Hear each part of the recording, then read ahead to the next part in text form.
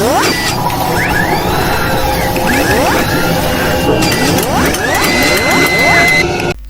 Guys, welcome to my channel AK take.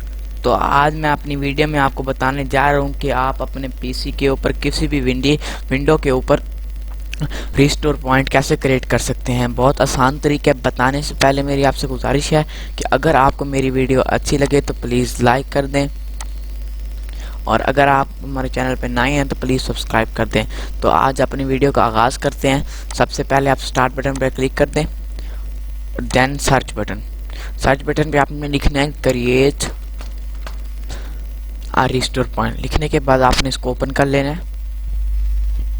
Open करने के बाद जिस लोकल डिस्क में आपकी विंडो खड़ी है आपने इसके ऊपर क्लिक कर लेना है और कॉन्फ़िगर में सेलेक्ट कर लेना है। कॉन्फ़िगर में आपने टर्न ऑन कर सिस्टम प्रोटेक्शन कर देना है और इसको 2 पे, जैसे आप 2 पे खड़ाना है, आपने ना बढ़ाना है ना कम करना है, बस 2 पे करके आपने ओके पे क्लिक कर देना है।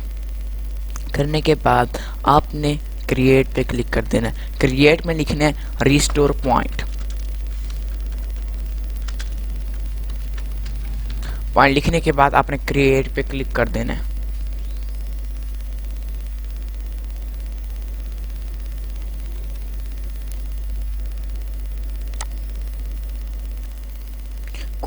कुछ देर बाद